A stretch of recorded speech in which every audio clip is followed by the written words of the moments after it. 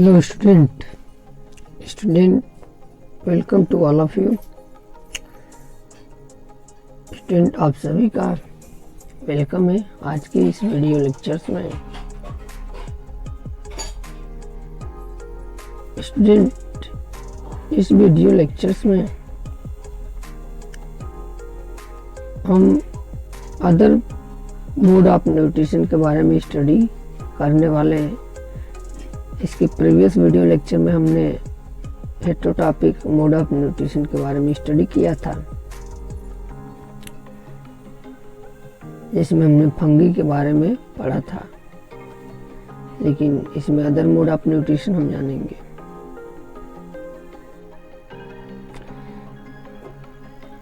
Fungi का use जैसे कहाँ कहाँ होता है ये जान लीजिए।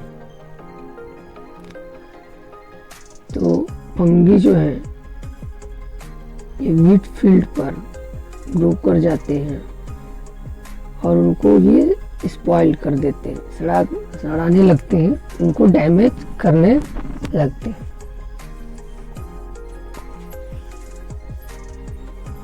ठीक है।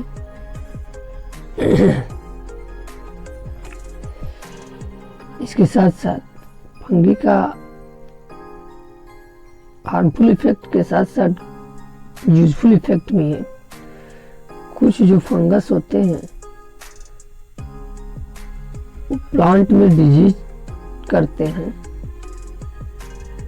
लेकिन बहुत सारे फंगस हैं जैसे कि ईस्ट है, मशरूम है, ये यूजफुल भी होते हैं।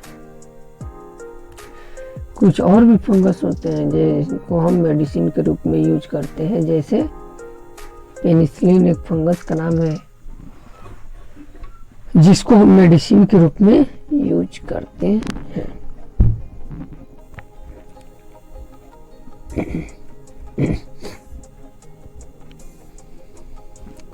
फंगस को जर्मिनेट करने के लिए वेट और वार्म कंडीशन होना चाहिए, तब ये जर्मिनेट और ग्रो करेगा। ठीक है। तो हमने ये हेटेरोटॉपिक मोड ऑफ न्यूट्रिशन जाना। अब जो है नेक्स्ट है सिम्बियोटिक मोड ऑफ न्यूट्रिशन। क्या होता है? What is the symbiotic mode of nutrition? Symbiotic mode of nutrition में दो ऑर्गेनिज्म एक दूसरे के साथ सरवाइव करते हैं, जिसमें वो एक दूसरे से शेल्टर मतलब रहने का जगह और न्यूट्रिएंट मटेरियल एक दूसरे से शेयर करते हैं। ऐसे रिलेशन को जिसमें दो ऑर्गेनिज्म एक दूसरे के साथ सरवाइव करें और एक दूसरे को हेल्प करके सरवाइव करें, ऐसे रिलेशन को सिम्बियोसिस कहते हैं। अगर सिम्बियोसिस का एग्जाम्पल देखें तो फंगी जो है, कुछ जो फंगी है वो रूट ऑफ हायर प्लांट के अंदर पाई जाती हैं और दोनों एक दूसरे से सिम्बियोटिक एसोसिएशन में सरवाइव करती हैं। इसमें फंगस जो है न्यूट्रिएंट मटेरियल प्लांट को प्रोवाइड कराता है और बदले में प्लांट जो है फंगस को प्लांट जो है वो फंगस को न्यूट्रिएंट मटेरियल प्रोवाइड कराता है और बदले में जो फंगस है प्लांट को वाटर और कुछ न्यूट्रिएंट, ये भी मिनरल न्यूट्रिएंट प्रोवाइड कराती है। इस प्रकार की एसोसिएशन को हम सिम्बियोटिक एसोसिएशन कहते हैं। ऐसा एसोसिएशन एक ऑर्गेनिज्म है जिसका नाम है लाइकेन। लाइकेन में भी देखने को मिलता है। तो लाइकेन एक एसोसिएशन है एल्गी और फंगस का, ठीक है, जिसमें ये दोनों एक दूसरे के साथ साथ रहते हैं, जिसमें फंगस जो है shelter, water and mineral algae को देता है। रिटर्न में एल्गी उसको फूड प्रोवाइड करता है फंगस को। तो ये एक सिम्बियोटिक एसोसिएशन है दोनों के ऑर्गेनिज्म के बीच में।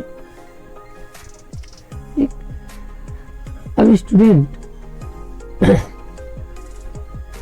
हम अक्सर देखते हैं कि सॉइल में हमारे किसान हमेशा nutrient material as a fertilizer के रूप में यूज करते रहते हैं।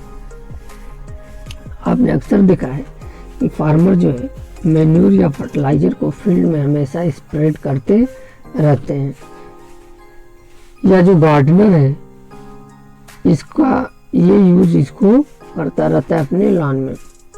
आपने कभी सोचा ऐसा क्यों होता है? चलिए हम बताते हैं ऐसा क्यों होता है। जो प्लांट होते हैं वो एब्जॉर्ब कर लेते हैं मिनरल्स को और न्यूट्रिएंट को। कहाँ से? सॉइल से। तो सॉइल से जो न्यूट्रिएंट अमाउंट वगैरह जो था सॉइल में वो हमेशा कम होता जाता है, क्योंकि प्लांट उसको एब्जॉर्ब करते जाते हैं। इसीलिए खेतों में फर्टिलाइजर और मैन्यूर का कंटेंट बनाए रखने के लिए खेतों में फार्मर जो है स्प्रेड करते हैं। और क्या ये स्प्रेड करते हैं? फर्टिलाइजर को, जिसमें क्या पाए जा सकते हैं? नाइट्रोजन पाए जा सकते हैं, पोटेशियम पाए जा सकते हैं, फास्फोरस पाए जा सकते हैं। और इसको टाइम टू टाइम खेतों में, न्यूट्रिएंट मटेरियल को टाइम टू टाइम खेतों में इनरिच करना जरूरी है, क्योंकि प्लांट इसको एब्जॉर्ब करते रहते हैं। यदि हम अगर हेल्थी प्लांट को ग्रो कराना चाहते हैं तो इन न्यूट्रिएंट मटेरियल को समय समय पर हमें खेतों में अप्लाई करना पड़ेगा, जैसे कि नाइट्रोजन, फास्फोरस, पोटेशियम, इन न्यूट्रिएंट मटेरियल को खेतों में अप्लाई करना पड़ेगा। क्रॉप प्लांट जो है लार्ज अमाउंट में नाइट्रोजन को एब्जॉर्ब कर लेते हैं, जिसकी वजह से सॉइल में नाइट्रोजन की कमी हो जाती है। हम ये जानते हैं कि सबसे ज़्यादा अगर नाइट्रोजन जो है वो गैस के फॉर्म में अवेलेबल है एयर में, लेकिन प्लांट इस नाइट्रोजन को यूज नहीं कर पाते। ये किसको यूज करते हैं? कार्बन डाइऑक्साइड को। क्यों यूज नहीं कर पाते हैं? क्योंकि प्लांट को नाइट्रोजन सॉल्युबल फॉर्म में चाहिए और गैस डिफ्यूजिबल है, इसलिए एब्जॉर्ब नहीं कर पाते हैं। तो इस वर्क को परफॉर्म करने के लिए, नाइट्रोजन को सॉल्युबल फॉर्म में कन्वर्ट करने के लिए एक बैक्टीरिया है जिसका नाम है राइजोबियम। ये एटमॉस्फेयर के नाइट्रोजन को कन्वर्ट कर देती है यूजेबल फॉर्म में। लेकिन राइजोबियम जो है ये अपना फूड खुद नहीं बना पाती है। तो ये कहाँ पर लिव करती है? तो रूट ऑफ ग्राम, पी, मूंग, बीन और अदर जिनसे दलहनी प्लांटें हैं उनके रूट में सरवाइव करती है और उनको नाइट्रोजन प्रोवाइड करती है। बदले में उन प्लांटों से अपना फूड और रहने का स्थान ये बैक्टीरिया लेती है। तो एक तरह से अगर हम देखें तो राइजोबियम और प्लांट के बीच कौन सा एसोसिएशन है? तो ये एक सिम्बियोटिक एसोसिएशन या रिलेशन है। और इस एसोसिएशन के वजह से प्लांट को बहुत बड़ा इम्पोर्टेंस है, क्योंकि उसका नाइट्रोजन का रिक्वायरमेंट पूरा हो जाता है और जो यूज किया या रिड्यूस नाइट्रोजन है, फर्टिलाइजर है, वो प्लांट इसको नेचुरली फिक्स कर देता है। तो मोस्ट ऑफ द जो पल्सेस हैं, दाल है या लेगुमिनस प्लांट है, उनमें ये पाया जाता है। तो इस चैप्टर में हमने क्या स्टडी किया? Autotrophic, parasitic, saprophytic mode of nutrition. तो इसके साथ साथ हेटरोटॉपिक मोड ऑफ न्यूट्रिशन में हम इंसेक्टिवोरस, कार्निवोरस, ओमनिवोरस, इन सब के बारे में स्टडी किया। तो thank you very much student for watching the video. Student channel को सब्सक्राइब कर लें, वीडियो को लाइक करें और ज़्यादा से ज़्यादा शेयर करें। यूट्यूब पर ये वीडियो सर्कुलेट करता रहे, जिससे दूसरे स्टूडेंट भी इस अनफेवरेबल कंडीशन में इसको स्टडी कर सकें। तो एक बार मैं रिक्वेस्ट करूंगा कि वीडियो को लाइक करें, चैनल को सब्सक्राइब करें। Thank you very much.